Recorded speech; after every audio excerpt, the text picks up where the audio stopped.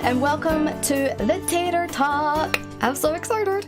I am your host, MissRogueFlame. For those of you who are new to Tater Talk, we are a group of streamers who are dedicated to providing a space where new or aspiring streamers can come and share their stories and struggles from each other, and we can learn and grow together. So it's a really important message that we're trying to get across. And with us today, we have the wonderful and lovely MadameBerry, who's going to talk with us about being a girl boss. Oh yeah. How are you, Berry? Hello. I'm good. I'm doing well. How are you? I'm really good, thank you. I'm sorry if I sound a little nasally, guys. I am getting over a bit of a cold and a sore throat. But yeah, welcome in, Berry, to the podcast. Tell us a little bit about yourself, a little bit about your stream. Tell us more. Fill us in. So I am predominantly an art streamer, although occasionally I do a little bit of variety gaming just because sometimes I need a bit of a break from being super creative all the time. Mm-hmm. I got my start streaming with game development, actually. I did that for probably about 3 years before pivoting my content towards painting. So you'll find a lot of watercolor painting, sometimes digital art, and sometimes just like weird random experiments with art supplies that I haven't tried before. Oh wow, that's awesome. So I suppose that's quite a different like varies of experience, especially for a streamer. You've obviously come from game development, which is quite interesting. Mm-hmm. What kind of part of game development were you in? I made my own independent games, so I also did a little bit of freelance with some companies, some independent game companies, doing pixel art animation for them, but mostly I worked on my own personal projects. That's freaking awesome. I actually don't know if I've met any female game developers, especially when it comes to like their independent side of things. I've mostly been in like contact with male developers for the most part. Mm-hmm. Do you find that female developers are quite rare, or do you find that they're just not maybe brought up to the surface as much? I feel like it's a little bit of column A, a little bit of column B, because mm-hmm. I might be a little bit biased because I follow so many women in games. Yeah. So I see a lot of them all the time. But there is definitely a significantly lower percentage than male game developers. Mm-hmm. I feel like also women in games tend to fall more into artistic roles like concept artist, modeler, environment artist, stuff like that, mm-hmm. Rather than like the tech side. So that might be part of it too, or like mm-hmm. a lot of the independent groups, because you need to wear so many hats as an independent developer, mm-hmm. You find a couple less women doing that kind of thing. Okay, and that's maybe something maybe we'll get into that a little bit deeper in a second, but because that's really interesting to me, the fact that you think, Lil, that you're saying that there's probably less of the female side of things, which probably is a huge thing in society right now, especially in the gaming industry, where females they're either underrepresented in some respects or they kind of fall into certain categories. And I think that kind of opens up this huge conversation of where can females dominate or females grow or get more kind of recognition. So you said also as well that you do art streams, and is that something, how did the transition from game development into art streams come from? Like what happened there? So when I decided to stop making games, it was because I honestly burnt out so severely that making games started to give me pretty bad anxiety. Like, I felt dread thinking about sitting down and coding a game, which is not something that you want to think. Like, that's not something that you want to have. True, yeah. When you're, like, making a business out of that. Mm-hmm. So it was actually Ashney that kind of gave me the push to let go of games mm-hmm. and pursue something that was making me happy. Mm-hmm. That's freaking awesome, because I mean, I suppose no matter who you are, you want to be happy and comfortable with whatever avenue you're taking. And if something is giving you so much anxiety, you kind of have to stop and think to yourself, is this right for me? Am I putting myself first here? Is this right? So that's freaking awesome that you've taken that moment to step back and reevaluate with the help of Ashni as well. Because whoever doesn't know Ashni, she is huge in this industry, especially with Twitch. She has made a career out of being a stream coach, and she is really, really good. So I suppose, does that answer the question of what got you into streaming? Was that the reason why you got into doing art streams, or were you doing gaming before streaming art? I was doing game streaming. Every Saturday I would sit down and either like start something new and try to finish it within a couple weeks, or I would work on one ongoing project for about like 3 years before I pivoted to art. It's funny because I actually got interested in streaming because I thought it would make me more productive. Like I figured sitting down and like having my screen being recorded would stop me from like procrastinating on Twitter, which it did until, like chat interaction overstepped that. Oh, chat interaction is one of those things that I think a lot of new streamers don't really appreciate as a thing they have to really focus on. If you go into the bottom of most directories, you will find that some of the people who maybe don't have any viewers, maybe 1 or 2 viewers, if you start interacting with that streamer, half of them don't respond to you because they don't realise that chat interaction is such a huge part of this job. So yeah, being productive versus probably what's going on now. I can imagine that productivity probably is down a little bit, but you're having more fun. It worked when I had like two viewers, not so much, but it's fine because I've embraced the fact that I'm not going to be the most productive person when I'm streaming, and that's fine.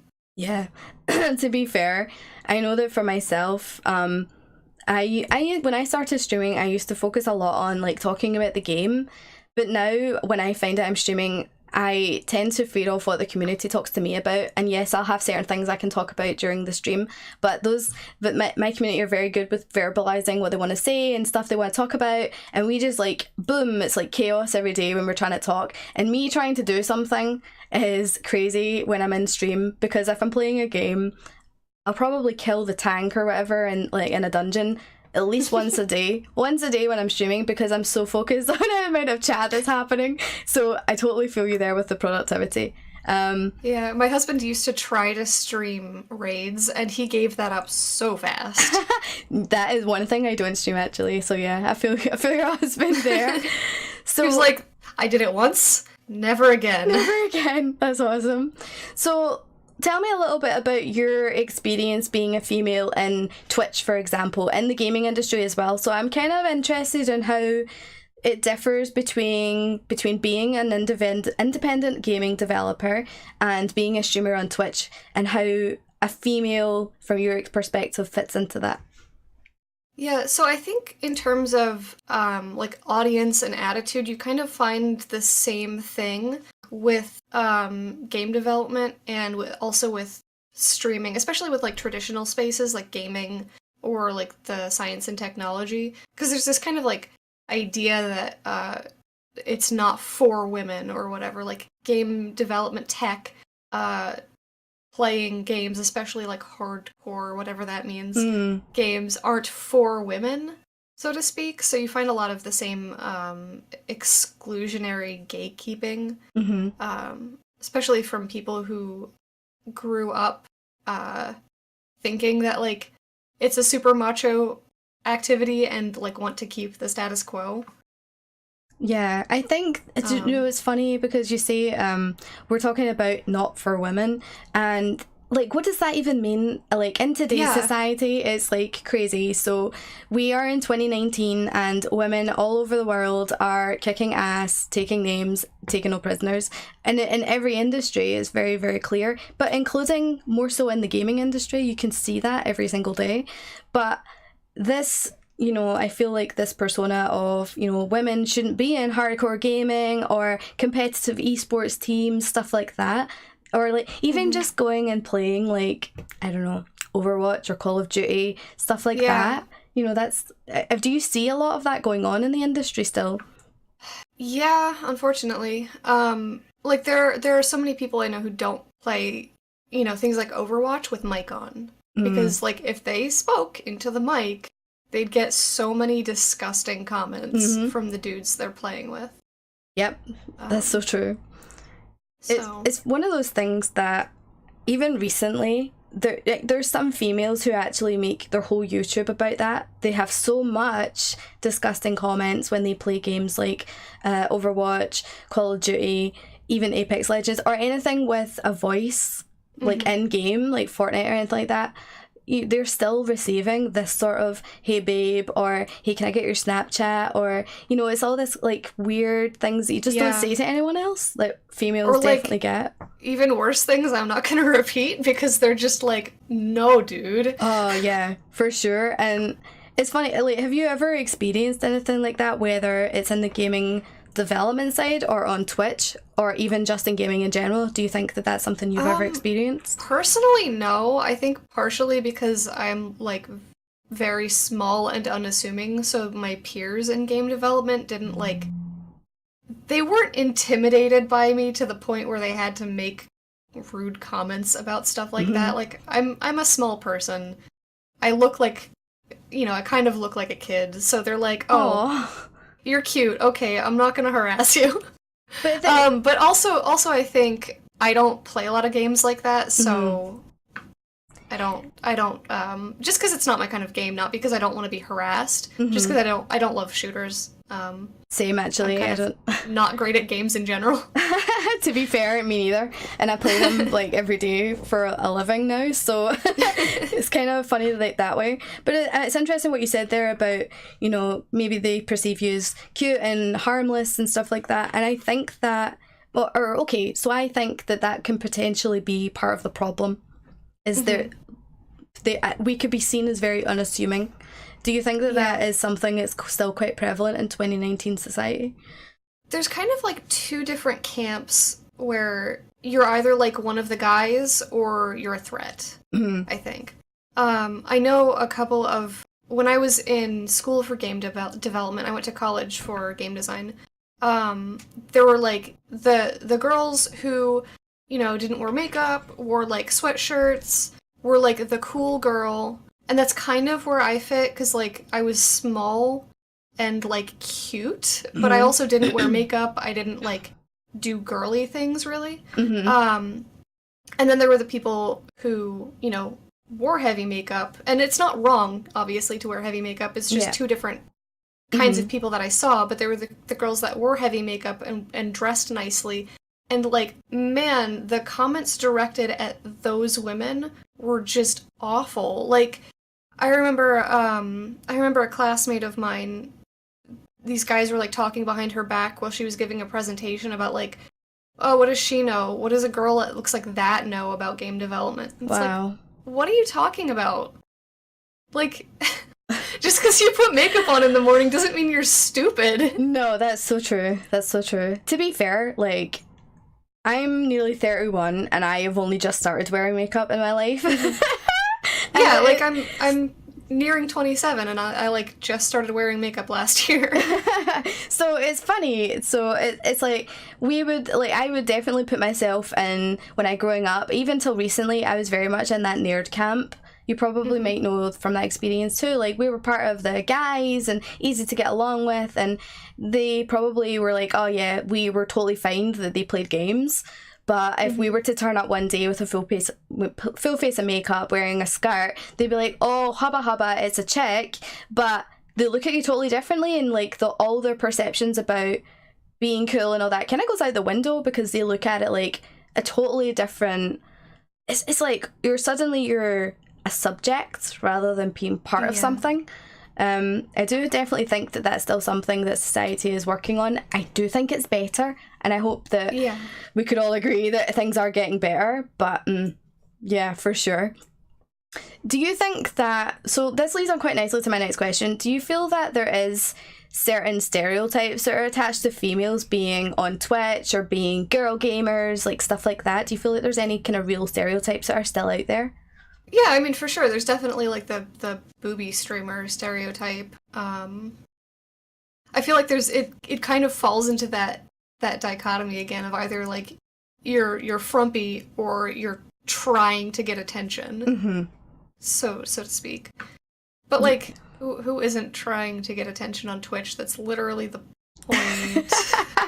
It's funny because I think I was saying this to you the other day, like, was it last night? I was saying about the thing about people mentioning sellout, and sellouts can be portrayed in two different ways. It's almost like you're either a sellout for doing, the real definition of a sellout for us is you do something you wouldn't normally do for money or for exposure or whatever. But the other interpretation that's going through and around for sellout, which fits in quite nicely with what we're talking about, is people who were talking about advertising their merch line, for example, or advertising the fact that they're looking for a new emote and stuff like that. Is that really selling out? If you're advertising a service that you're already giving, I would not see that as selling out. And I think there's this negative definition of selling out being portrayed across Twitch especially, which is kind of a shame. Do you see that quite often? I feel like I don't frequent enough streams with I don't want to call them like bad audiences, but that get that kind of like harassment directed at them, to see that personally. But I definitely see where you're coming from, where like trying to monetize anything, and I think Ashley even herself struggled with this with the ebook recently, where she didn't want to feel like she was like overselling herself. But like monetizing anything makes you, you know, a sellout or whatever. I feel like when it comes to so we'll use Ashley as an example. We all love Ashley, and she is she's in fact the founder of the same team that myself and Berry are in, which is the Yam Fam, and she's awesome. A lot of people look up to her and respect Ashley so much. But when it came to the fact that she has spent so many months writing this ebook that is now coming out in the next week or so, it has been on pre-order for around a week or so, I think, and it's like having that doubt within yourself that you're selling out because you're advertising a product that you've worked hard for that will actually help people. It's a case of, no, girl, sell it. You've got freaking hard work poured into this, blood, sweat, and tears. Sell it like as much as you can. That to me is not selling out. That's absolutely selling something that you believe in, that you've worked hard for, and that you think can help other folk. And that is a product and service that she's providing. And I think that that's definitely something we need to get better at, is, you know, not thinking about this thing in our head about selling out. It's mostly to do with being proud and advertising what we have worked so super hard to do. So I think that's a huge thing, especially if going back to being a girl boss. Like, I love the saying girl boss. I say it constantly and I use it on all of my like bios and stuff. It was because I came across it recently and it was really fun. But if you're going to be a girl boss, you got to believe in your story, you got to believe in your mission. So like, if I was to put across my mission, it's like, I gotta make sure that everyone I come across smiles and is full of fierce fire. Like, let's freaking go. We're gonna kill the day. I don't know, do you have like a sort of like mission that you want to portray to the world as a boss?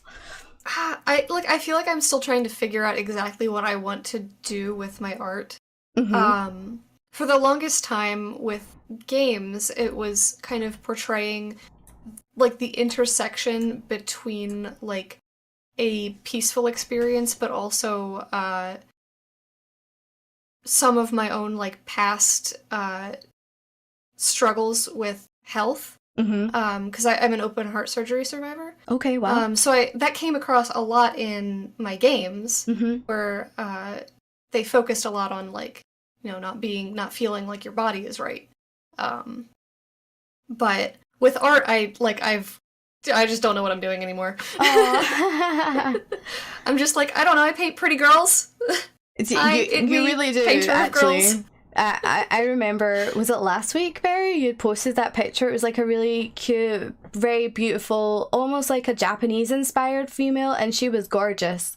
And it was just like, whoa, like that was so pretty. And then I was like lurking in one of your streams and you were doing this cute blue flower, and we were talking about this last night. You were like, oh, that was just random. I don't even know. It was just so cool. You're very talented, clearly. Thank you.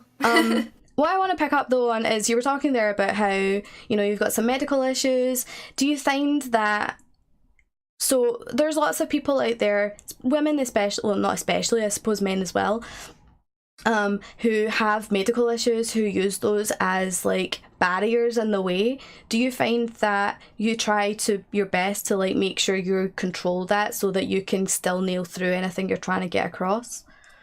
Yeah, I think it's difficult because like when you're having a really bad health day, like you don't want to get out of bed. I think I spent a lot of yesterday just like sitting doing nothing and reading. Mm-hmm. Because I was not having a fantastic health day yesterday. I'm feeling a lot better today. Good. But it's hard when like your actual body is like, please no, and your brain is like, but I want to work. Mm-hmm. I know so many fantastic people who power through that though, and like hats off to them because it's hard. It's so hard. Yeah, I can totally relate to that. Like, that's not even just being a girl boss or being female. That's a general kind of, that's totally genderless. I think that there's so many people out there who can be fantastic, but somehow their bodies, because kind of let them, have to take them that pull back a little bit. For me, I know that I have several autoimmune diseases and I no longer can have the mobility to be independent. So for me, I was in a really quite a huge depression about that, and I lost my career. I was 10 plus years in risk management in the financial services, and it really bummed me out. But because I know I'm stronger than that, and I'm more determined, and I always have put my all into everything I do, I'm like, okay, how do I turn this into something that I can really control and work with? So, which is why actually I found Twitch, actually, to be honest, was how I actually started on Twitch, was because it gave me a social outlet, but it also let me take control of something in my life. And like I know a lot of people who either stream or have YouTube channels because it lets them work around their schedule and around their mobility. It's a huge, and it's like, I don't know what it's like in the US, but I know from the UK standpoint, we don't have many options to work from home full time and have like a fully productive job and get paid a full salary to work from home. Yeah, it's the same. So people like myself, yourself, you're an open heart surgery. Is it surgery you've had? Yeah. So that's that's huge. Like, I actually don't. I was like a week old, so I don't actually remember it. But oh wow, like it's something that has pervaded for the rest of my life because it's, you know, it is a big surgery. So that's something that potentially impacts you even now. So for us, we have to basically, you know, I don't know, adapt to be our own bosses, which is huge, especially in a time and age where the girl versus guy balance is probably not where it is and where it needs to be. So we have still quite a lot of work to get, you know, stuff like equal pay, which is a huge thing in the politics realm right now, is that women and men don't have equal pay for the same jobs. So people like myself and yourself and other people who are out there, we have to take kind of matters into our own hands and become our own boss, and build businesses for ourselves so that we can adapt to that. Because I don't know when I'll ever be able to go back out and get a normal job. So I'm making a business on my own. So that's kind of what I'm doing. I really like the fact that society is looking more into like equal pay for women, because I think that it's definitely something that is still lagging very much behind. This is kind of a tangent, but I was thinking about the people I know who either have chronic illnesses or even mental illnesses, and like the kind of sense of entitlement that comes from being an online content creator, where like I know a couple of people who haven't posted anything since like December because their health has declined, and like they just get tons of comments and like messages and stuff like, where are you, where did you go? And it's like, I'm resting.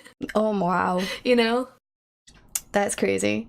It's one of those things that I had. Well, I don't know about you. Do you get like, do you feel the need to like explain to people that you've got this going on, or you've had this previously going on in your life? It comes up from time to time. I don't It doesn't, I don't think it stops me from having a regular schedule in the way that I need to, like, explain it to people. But, like, just because it's come up so much in a lot of my work, it's something that, that I talk about pretty openly. Yeah. I know that myself, I've had to be fairly open, with my own community about that. There was quite a large piece of last year where I was fairly inconsistent, would cancel streams constantly because I was sick. And actually now I've changed my schedule so that it's more manageable. It allows me to go to doctor's appointments, and then, like, if I take a day because something's went wrong, then people understand, and I don't necessarily feel that huge down. And, like, I think when people have a break, they come down in numbers. I don't necessarily get that impact because my community is awesome and they're like totally built on this two-way relationship where I'm open and honest with them and expectations so they can accept it, and if they don't want to be here, they probably won't come back. But for the most part, people do, and it's about managing those expectations. I feel like I say that a lot. I tell everybody, gotta manage expectations. And I think that's really important for anyone, not just being a girl boss, but for being a boss of any sort of kind of area of your life. You got to manage expectations to make sure that people understand where you're coming from, so that you don't over deliver, under deliver, whatever.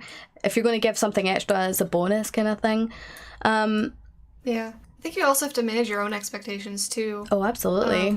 Because otherwise you're gonna, I feel like, set yourself up for disappointment or anxiety that you're not living up to those expectations. You're basically setting yourself up for failure, and nobody wants that. And I think as well, just in a general sense, I think it is important for, if you're going to be building your own sort of business, you got to set yourself goals, but set yourself manageable goals that you know that you're always going to nail the second, like, you get there. It's like, so I am very goal driven. I have little goals all the time. I don't know if you do anything sort of like goals or forward planning, but I do. I'm like obsessed about it. I love goals and stuff like that. So, like, I'll make little goals all the time, but these goals are never over the top. It's because I am the type of person that I would rather have the goal overachieved rather than underachieved, because I would feel really bad on myself if I did that. But I know a lot of other females and other women will be like, no, I have to have my goals super high in the sky, because I know if I don't, I'll never get there. And I'm like, we're all different. Yeah. I'm probably more on the, like, manageable goals side of that, because it's back and forth, because, like, I have some really cool ideas that I would like to do, but they're not things that, like, they're not goals that I have that would disappoint me if I didn't meet them. They're like, oh, it'd be really cool if I could make an enamel pin someday or something like that, but, like, it's always like, it would be really cool if, you know?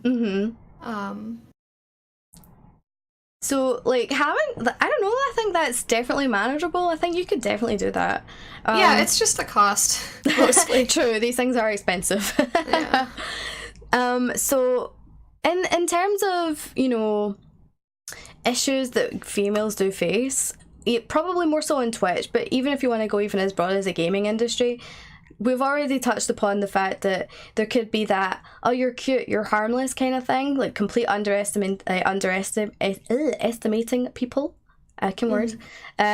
Do you see any other issues that could be quite prevalent in there, or do you think that the whole underestimating thing / abusive behaviour is the biggest issues that we as females face in this industry? I think being underestimated is kind of a little bit separated from having, like, abusive behavior directed at you. I think the abusive behavior is, like, when people feel like you're a threat or something. Okay. And they wanna knock you down. But there is definitely a lot of, the other side of that is a lot of dismissiveness. So there are a lot of things that I don't experience anymore because I stopped streaming game development. But back when I did stream game development, I got a lot of people assuming that I don't know what I'm doing. Like, people would be either surprised that I was making a game and, like, coding it myself. Like, oh wow, a girl game developer? Wow. Or people asking, So when I made games, I used kind of a drag and drop engine called Construct 2. It's not like real code, like you would sit down and type it. There are like little modules that you can place.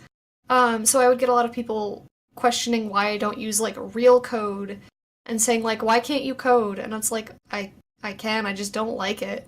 Wow. And it's funny because my husband, he does game development as a hobby, but when he streams that, he uses the same engine that I did, but he doesn't get that same kind of condescending question.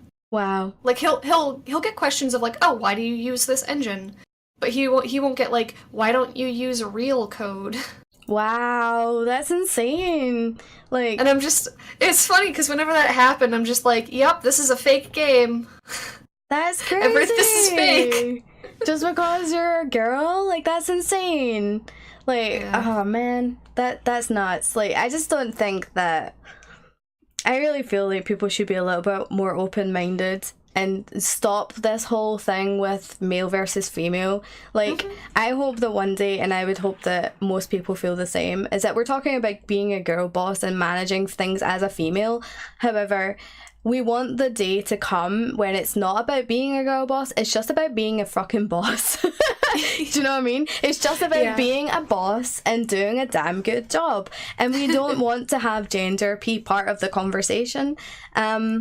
And it's funny, it's like today is International Women's Day, and I guarantee you I'll go to Facebook or I'll go to Twitter and people will go, well, where's International Men's Day? And I'm like, actually, that does exist. That's later in the year. Get it right? All you have to do is freaking Google it.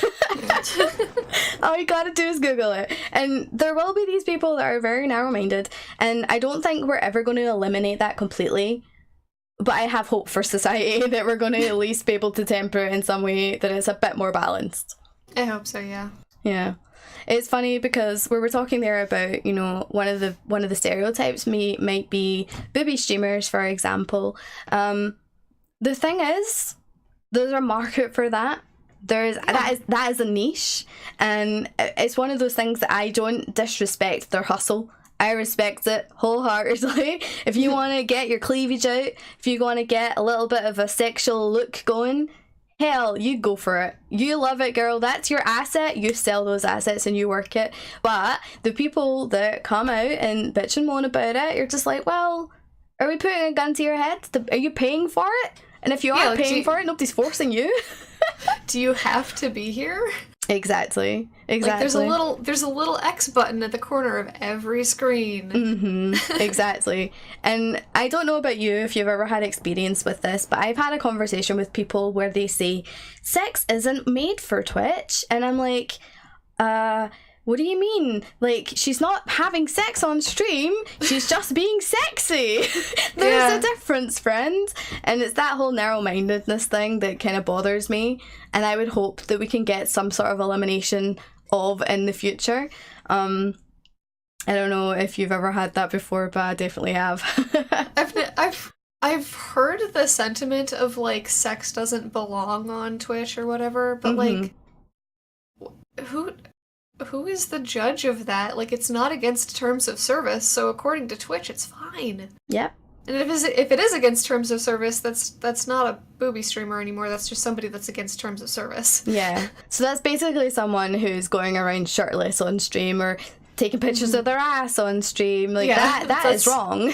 That's against terms of service and should be on Pornhub, not Twitch. However, it is a very real stereotype that us females are dealing with. And to go back to a point you said earlier about the two camps of females, you've got the kind of made up girly, kind of, you know, their face is all made up with pretty makeup and they've maybe got a little bit of cleavage or whatever, right? Versus the kind of frumpier, no makeup, chilled out, baggy clothes or whatever. Like, I fall into probably both of those categories at different times of my life. Like, today I'm wearing because like it's not one or the other thing. Like, you can be both at the same time, even, like, you know. Exactly. Well, if I was to take myself today as an example, I'm still got the cold. I'm still sick, but I wanted to, feel better about myself, and we're doing this awesome podcast, and I was excited to talk to you about it. And it's International freaking Women's Day, so let's get some makeup on. Let's get a nice top on. Screw it, I'm gonna feel good about it. It's Friday. Yeah, but like I curled my hair, I put a little makeup on. Yeah. Not that you can see it because I wear glasses, but whatever, it's fine. But like yesterday, I put on whatever t-shirt I had on, whatever, no makeup on, didn't even moisturize my face. I didn't care. I was just like, I'm still dying, guys, but I wanted to chat. And there is no exclusive. It's not exclusive. How do I put this? There's not an exclusive. Exclusive. What's the word? Exclusive. What? Exclusivity? There we go. Exclusivity. Why do I really struggle with that? Holy balls. It's fine. It's not an exclusive thing, essentially. We're not isolated with just being a little bit booby or a little bit, sexy or whatever, showing off our woman's side, versus being frumpy, wanting to just be in our jammies all day. Like, females do literally have both of those sides, and I think that people need to get over that and accept that we are both of those, no matter how different we show them. I've seen people who stream in like sweatshirts or whatever would still get called booby streamers because they're like, a little bit cute and a little bit flirty and like winking and stuff like that. And like it's their personality. Yeah. They're not showing anything. They're like they're in a sweatshirt. They're in a less cute outfit than this. Yeah. Like, but it's because they're like their personality is cute and that's coming across. That they get called things like booby streamer or whatever. Yeah, totally. I mean, I am 100% like pretty much always covered, I would say. But I still get people coming in and they're like, hey, I'm gonna play you, or hey, let's do this, or let's do that. Like, yeah, I've had disgusting stuff come into my channel. And like you get the usual common one where people follow with the stupid like names and whatnot. You're just like, you're a child. Get over yourself. Well, at this point, I've seen it all now. I'm like, whatever. I've seen it. Just go back into your little like 2-year-old rock, whatever. But it's funny. I'm wildly grateful that creative streamers get completely overlooked. Oh, like I would you think that from a creative standpoint, what would you like to see to try and get more exposure? Because I think Twitch is doing some good stuff with the new directories, but yeah, I think it would be interesting if they had like a feature day or something that like something that Twitch like lifted up the creative category as a whole and said like, hey, we really like this, or like different categories even now that they have separate categories for so many different things, where they like featured that category for like a day or a week or something. I think that'd be awesome, because I feel like there's really still this idea that Twitch is for gaming. Oh yeah, absolutely. And the thing is, Twitch's business model is starting to adapt. They've got the always on kind of category now where they're trying to do like TV shows and stuff, which is cool. We've also got obviously IRL, so there's a lot of IRL streamers with like just chatting or stuff like this, whereas like talk shows and podcasts and stuff, which is awesome. But if I was being honest, anytime I'd be on the front page, especially in the last month, I don't mean me personally, I mean when I go to look at it, not me on front page, are you kidding?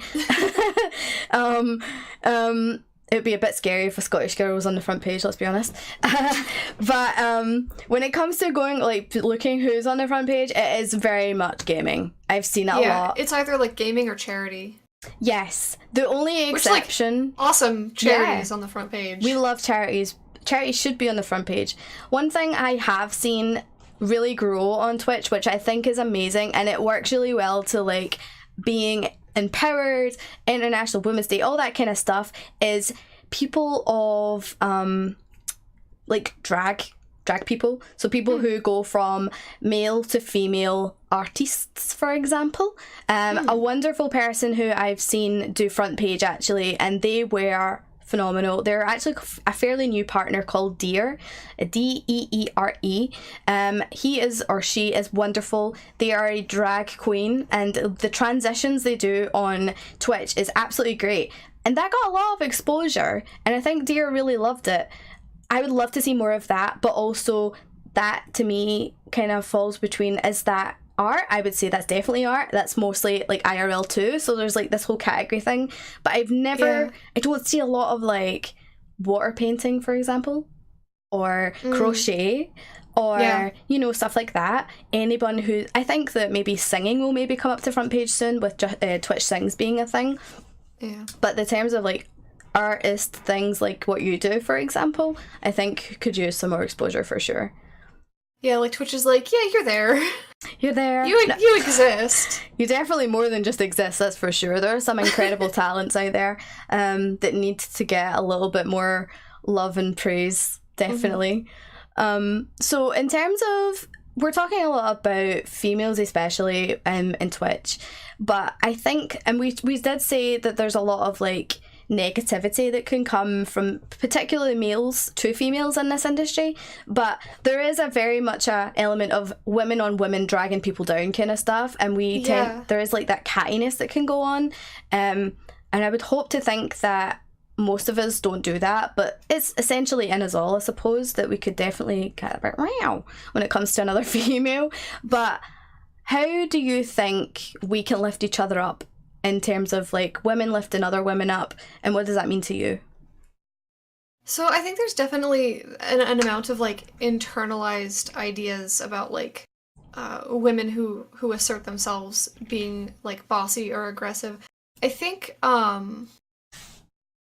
honestly, I think it's a lot of relearning that I know the word misogyny is like a super heavy word, but it's a lot of that. It's a lot of relearning that internalized misogyny and internalized ideas of women taking ownership of themselves, because that's kind of where all of that cattiness stems from. Is that like it's that internalized, I guess, fear of another woman who takes ownership of herself or her body or her content or whatever.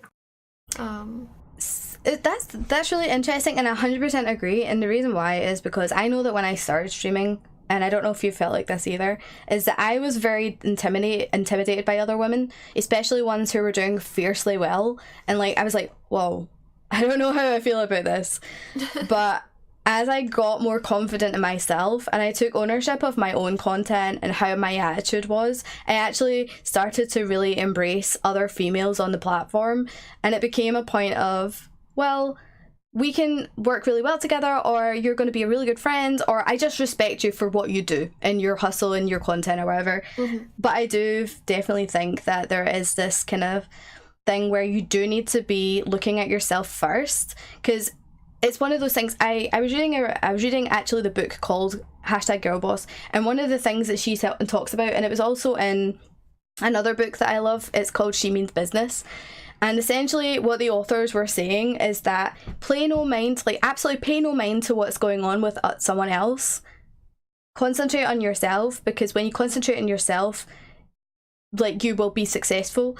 And it's one of those things like, if I started to get really insecure because of someone else, which I have done, and I've been very insecure, I will admit, to friends in the past, where I've looked at other females who are my friends, I'm like, damn, they're doing so much better than me and I don't know what I'm doing wrong. That comparison thing, I think, is very real in general. Not that is completely genderless, but I think with males, they kind of take it more on the chin than what females do, for sure. Like, we can get really bitchy from a girl standpoint of view. Like, I think all girls will admit this. Girls can be very bitchy. So it's a case of, let's take it down a notch. Look at what we're doing. Are we doing the right thing? Am I doing the right content? Am I doing consistent?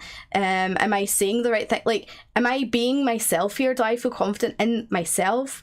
Which is something that I like to try and get across as much as possible, is to own yourself, love yourself, be all about you. So yeah, like, I definitely feel like it's about ownership for sure. Yeah. So, it's definitely about, looking into feeling like, or looking into why you feel the way you feel about, like, if you're comparing yourself to a woman, or you're trying to drag a woman down, like, why do you feel that way? And kind of doing what you can to change your circumstances so you no longer feel that way. Exactly, 100%. It's all about, I'm like a broken record, my community will be like, what the hell, she's saying it again. It's all about feeling your feelings, understanding them, and then learning to move forward from them. That's essentially what it is. And females in general need to kind of learn this a little bit more, because I think that we can definitely get in our own heads, especially, and it gets like, we get super territorial as well, so it can be really bad. So yeah, I feel you there. I definitely feel you there. Okay, so we are literally celebrating International Women's Day today. So if you have to send any sort of message to the females in the industry or females out there in general, what would you like to say to them? I would honestly say two things. One, don't be afraid to let go of things that aren't making you happy anymore, because that held me back for so long. And like, just the weight that was lifted off of my shoulders when I let go of the things that were not making me happy anymore was phenomenal. And I think the other thing too is there's this idea that, you know, women shouldn't, you know, it's like, don't look at the comments, or, you know, those kinds of things, or don't be too opinionated. And like, you have every right to be vocally and publicly opinionated. Yes. About your beliefs. Absolutely.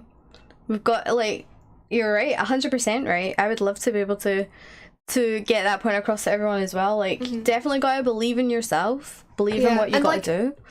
And like, you will, you know, maybe lose some followers, maybe lose some audience, but the people that you will gain will be there stronger for you because of it. Absolutely. Because they align with those beliefs. Yeah, I think that's good advice for anyone, for sure, is have belief in your own values and your own belief, because then people will come to you and they will also believe in, like, the right people come to you and they will believe in what you believe in too. You cannot literally satisfy everyone. It is impossible. So don't try to. Believe in yourself. Literally, you are the boss of this. You are the big picture here. You got to believe in yourself, what you believe in, your own values, and people will flock to you who also believe in the same. And that's the power of values, basically. That's the power of believing in yourself. That's confidence. That's confidence. And I do think that there's a thing to do with confidence that a lot of people could learn. Like, the whole fake it till you make it thing is very real. So just portray that you have that confidence and you will bring those people to you who are right. It's the same with, like, when you're trying to moderate a Twitch chat, for example. You don't want somebody coming in and being completely different and disrupting your type of community. So if you've got a very chilled community and someone starts coming in and like blah blah blah blah blah and starts like totally disrupting it and causing mayhem, me personally, I'm like, you don't fit in here, get lost. You know, I am very much like that. I don't take any like nonsense from anyone. Like, you just don't belong here, go and find another streamer. And I think as well, when it comes to stuff like that, women especially can be quite, like, what I was saying earlier about being territorial is that we like to have our things and like protect it. There's literally enough people out there for everyone. Do not panic. You're gonna build your own empire. Own it. Just own it. I think the other thing I see sometimes is when a woman is vocal about her beliefs, especially if they're like, I don't want to say political, because, you know, saying things like women shouldn't be harassed isn't political, but people interpret it that way and say, like, you know, you're a game developer or you're an artist, keep politics out of what you're doing or whatever. Like, you're not a politician, you're an artist. And it's like, okay, for one, literally everything is inherently political because policies inform our lifestyle. And two, people are allowed to have opinions. Yes, especially women. Which is crazy that some people still think that that's something we shouldn't have. I mean, there was a lot of work done back in the many years ago to give us those rights to be vocal, so we definitely got to utilise that for sure. Okay, to wrap things up before we go into Q&A, let us talk a little bit about what females inspire you. So which ones in your life or someone you look up to inspire you to keep going on and do what you do? There are literally too many to list. Ashley, of course, because she's amazing, and and pushed me where I am today. On the artistic side, artists like Audra Eclair, Catnip Illustrations, it's spelled with a K. Catnip is spelled with a K. Torian00 and a bunch of others. Tasty Peach Studios, I think Ashley has mentioned her a couple of times. She's amazing. But artists like them, who share their process and their journey making art.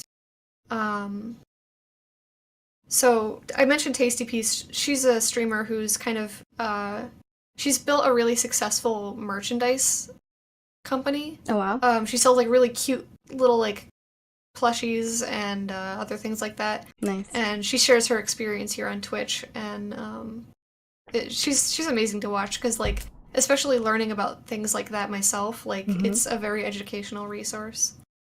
Nice. I have to mention my favorite singer-songwriter, Dessa, who's, I swear to God, I need her songs as, like, a national anthem. Look up Dessa Fire Drills if you get a chance. It's... I literally yelled the first time I heard it. You just were like, I'm so inspired by this, I love it. I was like, holy crap. Everything in this song needs to be like broadcast to the world. That's awesome. Fire Drills in particular is about I think it's specifically about women and traveling and like the danger that they face. Oh, okay. And like the last verse in particular and just the intensity of it is it like stopped my heart for a minute. Oh, that's awesome. I freaking love songs that do that. Like, just having so much, like, impact from music is incredible. Like, this gets me so much. Jeez, music is so freaking powerful. Yeah. So you've got quite a few female inspirations, which is pretty nice. Ashley is Ashley is definitely one of them for me for sure. Like she's a badass bitch and we love her and everything that she represents has been awesome. And you don't have to like necessarily agree with her, but she definitely represents something really fierce, which we have a huge respect for, definitely. Okay. Is there any like books and stuff that you've read that kind of gets inspiration from as well? So I know that for me, I've kind of mentioned two already. One of them is #girlboss and the other one is She Means Business, which is two books made by two very strong female entrepreneurs. But I don't know if there's like any podcasts or books that you draw inspiration from. I don't actually read as much as I would like to. Oh. I'm trying to get better about that and read more often. It's not a book or a podcast, but there is a YouTube channel. I think the YouTube is just Alexis, aka Miss Trenchcoat. Okay. But she is a woman, an entrepreneur who does a lot of productivity planning. I think she has a planner that she sells, like a printable planner that she sells, and her YouTube is full of so many productivity resources that I've adapted a couple of them. Oh, I think I've heard of her actually. Yeah, she's made a whole business about that. That's really awesome. I love like the things that you can make a business around is insane, and people have like such creativity that I sometimes feel like I really don't have that sort of creative mind. It's insane. Okay, so we're going to be starting to wrap up, guys, but we're now going to open up for questions. So if you have any questions for either myself or the lovely MadameBerry, let me know, and we'll open that up to everyone. But that was some awesome information that you gave us, Berry. Thank you so much for that. We'll give guys a couple of minutes and see if they've got any questions. Let's see some of those comments as well. Living a lifetime of privilege can make equality seem like oppression. Yeah. For sure. Don't look at the comments. Oh, hey, my life, Rach. Do you know what? As someone who, I know you're on YouTube. I know you are. And reading the comments can be hard, I can imagine. Yeah. It's like, if anybody who does YouTube, for example, like us Twitchers can't really avoid it. Like, we do read the comments because that's our chat. But when it comes to YouTube, it must be another whole world. Definitely something I'm going to be exploring in the future. Have you ever dived into YouTube, Barry? I upload a couple, like once-ish a month, art speed paints, but it's like a super small channel. Like it doesn't even have enough subscribers to do like the custom URL thing yet. So I get like one comment and it's like, very nice, and I'm like, thanks. Yay! It's funny because I actually thought you needed 1,000 subs for a custom URL. Turns out you only need 100. Yeah. Good to know. Which is nice. Definitely. Thanks, YouTube, for giving me something. So someone was saying in the comments about how they didn't like the term girl gamer. How do you feel about that? So I kind of have mixed feelings about the term girl in general, because I find it, like, you don't call men boys, you know? I find it a little bit, like, infantilizing. That's not how you pronounce that word. I don't care. But it's definitely a younger term than, like, woman. But it makes sense because it's alliteration, like, girl gamer. Yeah. It makes sense, and it flows off the tongue a little bit better than, like, woman gamer or woman boss. Yeah. So, you know, there's that. But I guess on the other hand, too, it's a little bit divisive, like a little bit separating. Like, I'm not a girl gamer, I'm just a gamer. I wouldn't even say I'm a gamer personally, because I suck at games and I don't play them very often. But, I can see why people wouldn't like it for that reason. Yeah. I don't know, I don't feel any sort of overly negative feelings about the term girl gamer. I actually use the term girl gamer when I do like hashtags and stuff for like Instagram, and the term girl boss as well, because I do really think that you're right, it's easier to say, it kind of slips off the tongue better than women gamer or women boss, because let's face it, like, the easier things are to say, the more marketable they are, the more they resonate with people. You start throwing out terms that are kind of complicated to say, it doesn't really hit the mark, does it? So yeah. I do feel like, yeah, definitely, I hear what you're saying. It does kind of, it's almost like an inferior way to call someone a woman. But at the same time, like, my personal take is that I don't really care. Yeah, it rolls off the tongue better. Yeah, I am a female, so I don't care. Yeah. I know a couple of friends who are trans or non-binary who take a little bit of issue with the word female in general. Like, if I'm going to say, like, a female character, it's using, like, the scientific term, which kind of mess with, like, are you a real woman if you don't have the biology?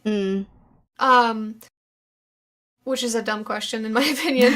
But I can see where they're coming from, but it's weird because you don't say, like, woman character. Like, that's not grammatically correct. That's true. I don't know. So we got a question from Melon Lord, which is for either myself or you, Barry. So maybe we can both answer. If you could give some advice for new female streamers, what would that be?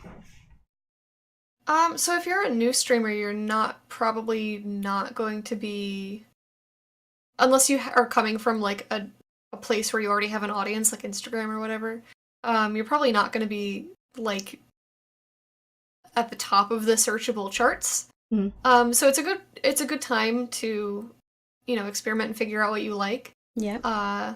And I would also say, like, have a friend who can mod for you just in case. You know. It's pretty good advice for anyone starting out, for sure. What advice would I give for new female streamers?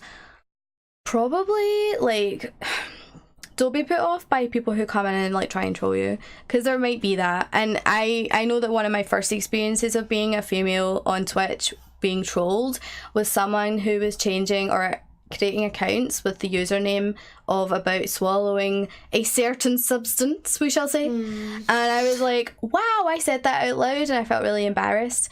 Don't be embarrassed if something like that happens. Just own it and just be like, well, whatever, make a comment, like, I don't know, make it a joke or something. Like, just be confident in yourself. I think confidence is 100% key. You don't want to, like, fall into yourself and be like, oh no, I can't believe I said that, blah blah blah. I mean, just trolls are trolls. You're going to be fine. Don't let them, like, impact you too much. Yeah. Okay, you've got another question. It's hard because it will. Like, Mhm. it's hard to not let that show. Because, Oh, absolutely. Especially if they get under your skin in a really personal way, like, that will show.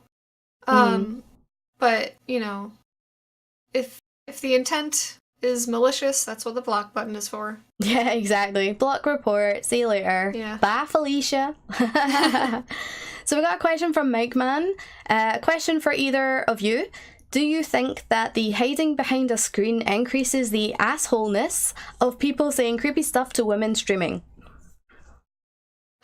Yes and no. Because, like, people say gross things to women in real life. I don't know if they would necessarily, you know, if somebody is typing that out, I don't know if they would necessarily feel bad about saying that to a woman to her face. Like, I guess it depends on the individual. Mm-hmm.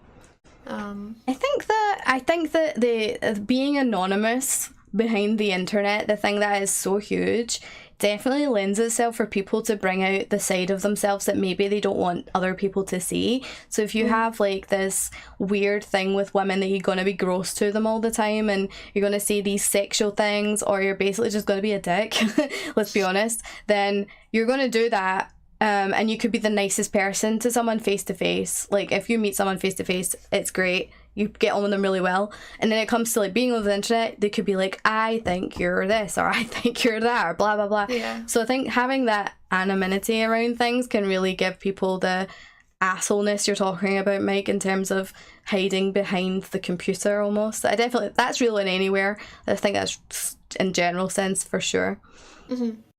Yeah, that's why I kind of said, like, yes and no, because, like, I think hiding behind the keyboard does give you a bit of courage to be able to, like, oh, they don't know the real me, or they don't know, they don't know the things about myself that disarm me. Sure. So I can sit here and be aggressive and rude and disgusting, and, like, they don't know who I am, they can't pick that apart about me. Yeah, for sure. Whereas, like, in real life, like, they can see you, you know? Yeah, absolutely. I totally get that. Yeah. And, like, they can read your face, they can read your expression when you call them out on being disgusting. Yeah. I've had to do that before. I'm thinking about that, actually. I did that last week. I think somebody was like, somebody was being gross, and I was just like, blocked them straight away, and I was just like, clearly you are like 12, go back to your mom, you know, do whatever. I usually make a really lewd joke about it, but maybe we'll do that here. Okay, I can be quite sassy when it gets on my soapbox. Okay, I think that's us for just now. Thank you so much, everyone, for those questions. If you have any further questions, feel free to DM me and we can follow them between myself and MadameBerry. That's totally fine. Thank you so much, everyone who participated and contributed to the discussion on Tater Talk. It was awesome. Thank you so much, Berry. I love that you were here and we got to have a good chat about this. It was awesome, about being girl boss and females in the industry as a whole. I think it was awesome. Thank you so much for having me. You're totally welcome. You definitely gave us some interesting things to think about. And thank you for helping us all grow and learn together. Okay, we're going to be wrapping up the podcast side of things here, guys. Thank you so much for being here. And I'll see you later. Bye.